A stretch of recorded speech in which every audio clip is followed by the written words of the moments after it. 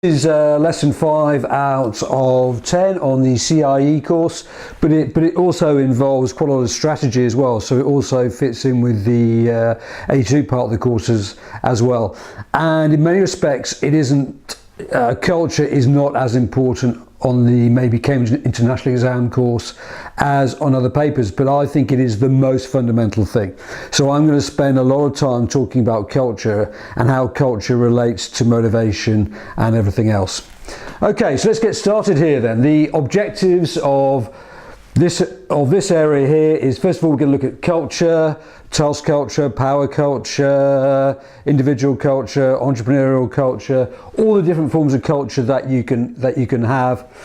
Then we're going to have a look at leadership and the idea that maybe leadership is now more visionary type leadership, and setting your objectives and making sure that your workers follow them, and what you need to do to be a good leader and how you need to manage that change process, which is enormously complicated, but it's really quite a difficult thing for younger students to get hold of because they haven't experienced the workplace. But I can assure you that leadership and the culture within an organisation is absolutely critical to that. Give you just one really good example of it. I'm a Liverpool football fan, and we lost Luis Suarez last year. Now, that individual had an enormous work ethic. He was the best trainer at Liverpool, and he had an enormous desire to win. He was enormously engaged and engaging with the players around him.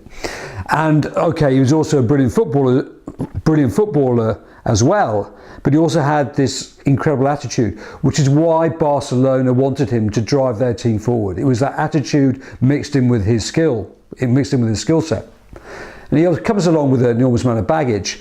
Liverpool replaced him with Mario Balotelli. Now, Liverpool have one of the world's top psychiatrists working in their team. But I was very much against the transfer because I just felt that's going to destroy what Liverpool are all about. And when you had great players working with great players, so you had a great player working with a pretty good player in Sturridge and a pretty good player in Raheem Sterling, the three of them sort of just worked off each other. So the whole was much greater than the individual parts, and it probably created the most lethal strike force in the Premiership. And one of those guys was only 17 years old, and one of those guys had been rejected by both Chelsea and Manchester City. So he had that culture, right, which Brendan Rodgers helped to create. Now, one person's come in and has perhaps destroyed. Not only is he not as good as Luis Suarez, obviously, but he may well have destroyed that culture. So creating the right culture is essential for any firm. In fact, when I was preparing this talk, I phoned up one of a pretty important examiner on the course, and he says, well, AQA, it's just about culture. Every year there is a question on culture. And he comes up. Well, really, it does come up all the time, because if you want to try and change a business, you've got to transform the culture of that particular business. Then we can have a look at Virgin and how they innovate. Obviously, just heard on the news yesterday that their Intergalactic enterprise hit a really rough snag where it crashed in some American desert, and that's going to hit it. But you can't stop Virgin for not wanting to enter new grounds.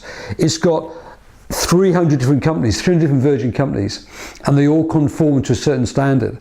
And I think the way in which they're created helps to create a culture. They're not all successful. Some have failed, like Cola Virgin. But we're going to have a look at Virgin and how they challenge the status quo. Then we're talking about leading change and toxic cultures. And in particular, I've got here a quote from the Chinese Premier who came over to the UK, and I'm not going to try and pronounce his name until I met someone from mainland China who can explain to me how you should pronounce his name. But it says here that every financial expert should have the blood of morality and ethics in their veins, right? So if you have an ethical and morality in a banking system, then you're not going to go far wrong. But clearly that was not the case before 2008. So I'm also keen to have a look at toxic cultures and how toxic culture can also ruin a firm. Eventually he came up with a line, this is a very sad lesson. Yeah, very sad lesson, but it's created all sorts of problems within Europe, and in Spain right now 60% youth unemployment. It's massive, and that's primarily because their banking system created that. And then we're going to start analysing Richard Branson and how you analyse that firm, because it's pretty crucial in the exam, not just to describe his business, but to analyse what went on within that firm, because you know when you get to top level you need good application and good analysis together. We're then going to talk about an innovative culture, and then we're going to draw on examples like Nokia, Apple, etc., those sorts of companies, and what creates an innovative culture. Then we can have a look at an entrepreneurial culture, and as I've really just suggested, by the very way in which the Virgin firms are set up, they almost have an entrepreneurial culture within them.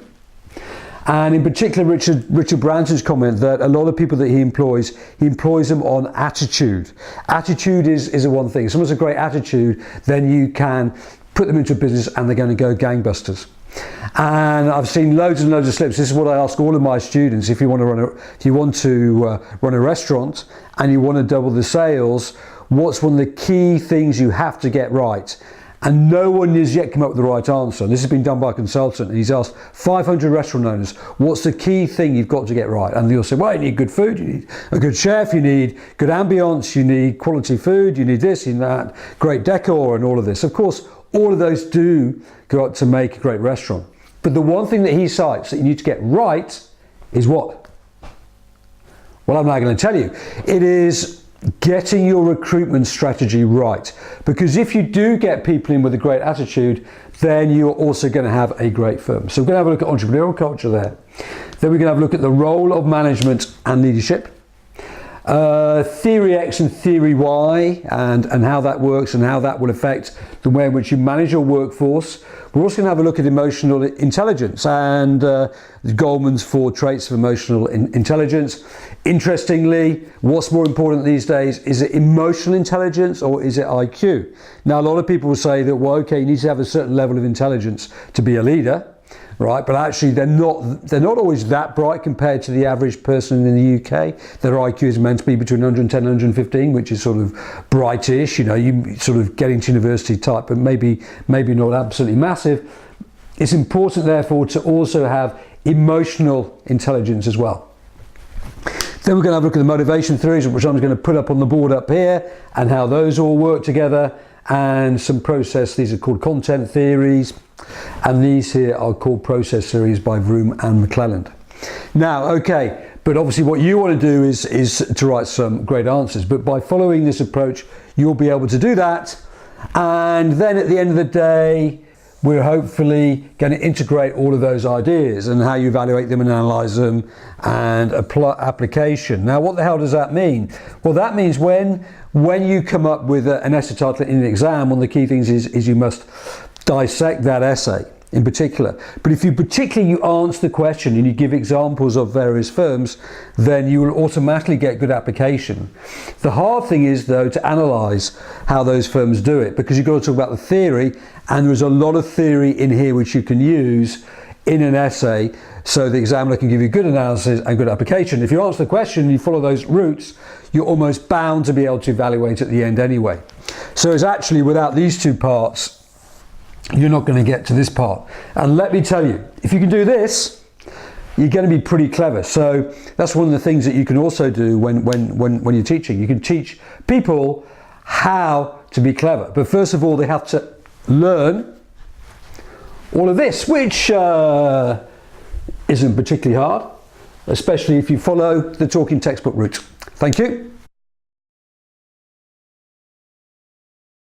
This is lesson 5 again, and as I said in the objectives, the first one I was going to talk about was culture. The definition of culture is the way in which we do things around here. That's the first thing about it. And the second thing about it is, if you have a great culture, then the probability is that your team or organisation is going to do really, really well. And that's probably borne out with any successful football team, like Liverpool Football Club, or also in terms of Virgin. You also need the most talented players to allow that to happen.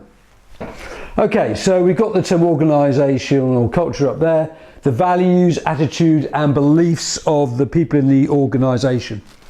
Okay, now there's a guy called Charles Handy who came up with these different forms of culture within organizations. Power culture, and a power culture is when you concentrate power in the hands of one individual and that person tends to run the whole organization. That may work amongst small organizations, it doesn't really tend to work amongst great big organizations. Although you can say that Steve Jobs did exhibit some forms of power culture, but maybe he needed to. Maybe he had such a great vision that he needed to tell everyone about it and he wanted people to fulfill that vision. So the next one is a task culture, is where people work in teams. It's good to work in teams because it's more creative and you're going to come up with more ideas. So in terms of this project and taking it out to India, I have a group of people that I work with who I believe are really talented, and they're all part of that team, and then we all work together and we come up with different ideas. The role culture. Each country, each person, sorry about that, each person has a clearly defined job title and role. So some people or some organizations like to have people which do certain things and they do them correctly. And lastly, a person culture, when individuals are given the freedom to express themselves fully. To be honest, not very relevant in firms today, because if you give people complete freedom, right, then they'll tend to mess up a little bit and maybe get on people's nerves, etc. Okay. However, what you will probably find in most organizations, you have a mix of all these different forms of culture. Now, I've also added onto this list an entrepreneurial culture, which is, are people within the organization willing to take risks and to come up with new ideas? And I'm going to show you that in particular in relation to Virgin. You can also have an innovative culture, which is quite similar to an entrepreneurial culture, which is where people should also come up with ideas. And I think it was Google in their offices that they have one day a week where they can just come up with new ideas and then people think about it. But that process has been very, very successful in leading to an increase in output with the firm. Right. So that's what culture is. How easy is it to bring about a change in culture? Well, it's not easy. It's probably the hardest thing you can ever do. And in a talk I gave at De Montfort University when I was 25 years ago now, and I said the hardest thing to change is the hardest thing to change is culture, which is what people accept, and something to do with babies. Only babies like to have a change. Okay, but generally, stumbling a bit there, right? But generally, 90% of people in the workforce, so studies have shown, do not like the idea of change, and only 10% of people really, really like it. So whenever you try to initiate change, it's going to come up against huge difficulties. And within that process, when you introduce change, it tends to be, oh no, we're not going to do this. And then people become apathetic, and then they're trained up, and hopefully they become a bit enthusiastic, and eventually they may embrace that change. Okay? So the first thing you need to do whenever you have a change in culture is you need to obtain the commitment from all the people at the top of the organization. They all need to believe in that change. They all need to understand it and why they do it. You may need to establish a new way of doing things, establish new objectives and changes. Then you have to train the staff in those new processes, and then you have to focus on the positive aspects of that change. Another one on here that also talks about having change champions. So there may be people within that organisation who are willing to engage with that, and then they can show you what they've done, and then that will help to create change. So, for example, just in teaching, there's been a few big changes. Obviously, the use of information technology and how that can be used in teaching is obviously pretty big, which is relevant here because I'm now talking to a camera. Then hopefully you can use this as part of your learning, and then you go off and you do your homework in class, as it were. So you learn it from the video. It's called flip learning, and then within the class you do your homework. Now that makes sure that students do their homework, and if they're stuck they can ask the teacher straight away. So, but that's been around for years, but in a sense it's only recently made a big change. So bringing a change in culture is very, very difficult, particularly in an organisation, because there will be a natural tendency for people not to want to change about things. Okay. And over here is why culture is so important. Well, culture is what is acceptable, what are the rituals, what are the standards of behaviour that people have within the organisation. Culture may support a brand image. So if everyone's sort of smiling and happy and enthusiastic about their jobs, that does create a particular form of brand image. Okay. For instance, I'll just give you an example of that. I went to a theme park last week with my son, and all the workers who worked there seemed to be just really miserable all the time. The food was appalling, so they spent millions and millions of pounds on all these great big rides and everything else. Personally, I don't like them, but you know, when you're a kid of 14, you just can't get enough of them. And but actually, what they got wrong in that place was the culture, and how much would that have cost to have changed the way in which people worked. Okay, so that supports a brand image about the firm. It's how workers and managers treat each other. And then we have this idea of organisational culture. Can clearly be linked to the economic performance and long-term success of organisations. So it's been found that those organisations that have a really good culture, in the long term, they will tend to be successful. So they give the example of continuous improvement. So I'm just very, very keen on this idea of continuous improvement, that the workers can come up with ideas, so they're delegated responsibility, and if they come up with an idea, then that may be instigated within that firm. So that's how we can change the way, that's why culture is important, that's how you can bring about a change in culture, and these are different types of culture. But really what I would say is that most organisations should have all of these cultures.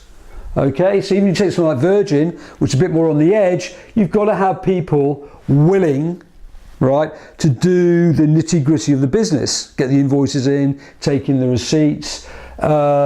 Yeah, you want a little bit of freedom in terms of how people can behave, but if people can't behave in certain ways, therefore they can't be creative. There's the idea here of, yeah, sometimes you need a bit of power culture in there. Right, this is how it's going to be, guys and girls, and this is what we're going to do, and that's the way it is for this moment in time, because maybe there's a crisis going on within the company or whatever. But clearly it's a good idea to work in teams. And lastly, if you can create this risk-taking culture within an organisation, you are likely to be quite successful. So, culture is absolutely critical to the success of an organisation. You've got a great culture, your team is going to overperform, just like Liverpool Football Club last season.